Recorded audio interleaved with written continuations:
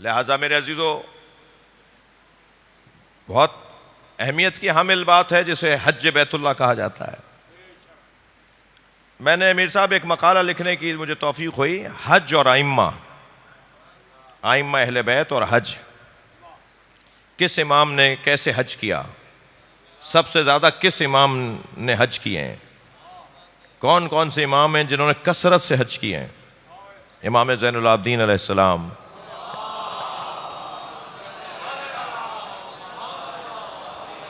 امام حسن مجتبی علیہ السلام، اللہم صلی علی،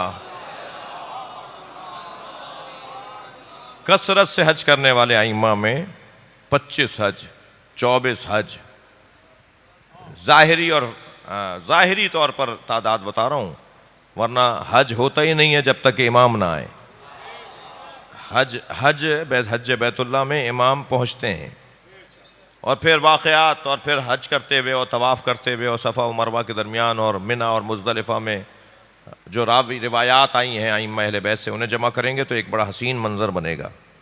جی، کتنا بڑا مشہور واقعہ ہے وہ جو امام زین العابدین علیہ السلام حج کرنے کے لیے، طواف خانہ کعبہ کے لیے، اللہم صلی علی محمد وآل محمد،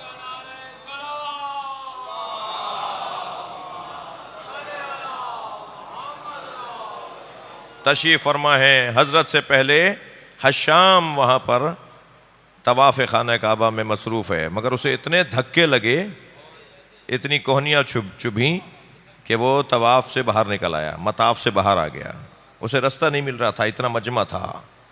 باہر آ کے کھڑا ہو گیا، کچھ مہمان بھی، سرکاری مہمان بھی آئے ہوئے تھے، گورنر مکہ ہے، اور خاموش کھڑا ہو گیا کہ کسی طرح رش کم ہو تو پھر طواف کرنے آگے بڑھیں۔ اسی اثنا میں امام زین العابدین علیہ السلام آئے،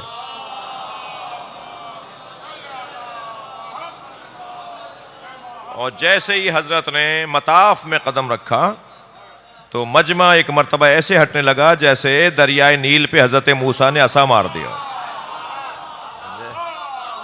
رستہ بناتے چلے گئے، اور امام مطاف میں آئے، آپ نے مکمل طواف کیا، اور طواف جب کر رہے تھے تو وہاں کھڑے ایک مہمان نے گورنر سے پوچھا کہ یہ کون ہے؟ گورنر کو تو جگہ نہیں ملی، یہ بالکل سادہ سی ایک شخصیت ہے جن کو رستہ مل رہا ہے، لوگ ان کا احترام کر رہے ہیں۔ تو کہنے لگا میں نہیں جانتا۔ جی، جانتا تھا اور نہیں جانتا، تجاہل عارفانہ۔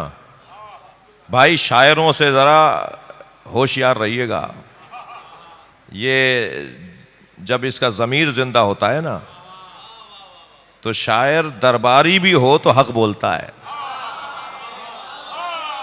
ہاں، یہ بہت بڑا اس شعبے کے لوگوں کا ہنر ہے۔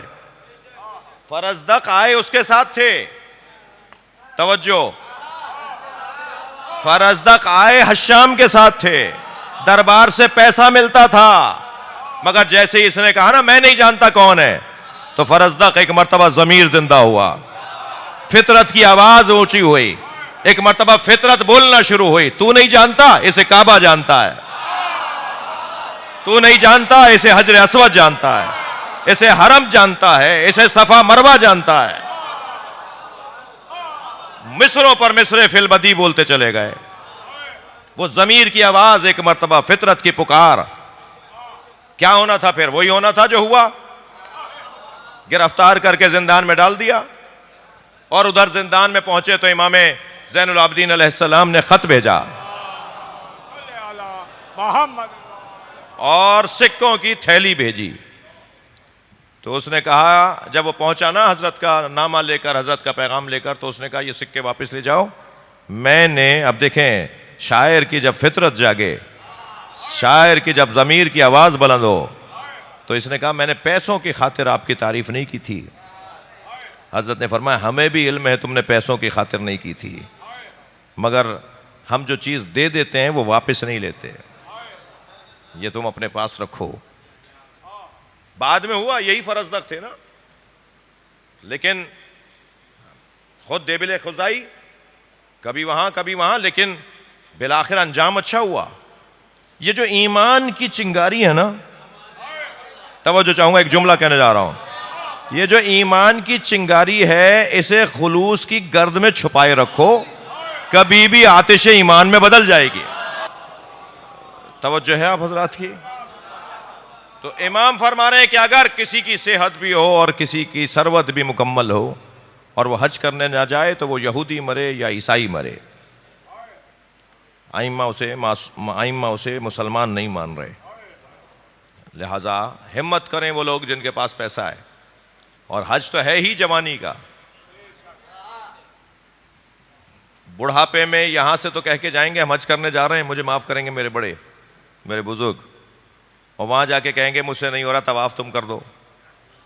پھر کسی اور سے کہیں گے صفا مروہ کے درمیان صحیح تم کر دو۔ کنکر مارنے کے لیے تو میں جا ہی نہیں سکتا، مجھ سے چلا ہی نہیں جا رہا، تم مار کے آ جاؤ۔ پھر نیابتیں دیں گے لوگوں کو، تو ایسے حج کا کیا فائدہ جو وہاں جا کر نیابتیں دے رہے ہوں؟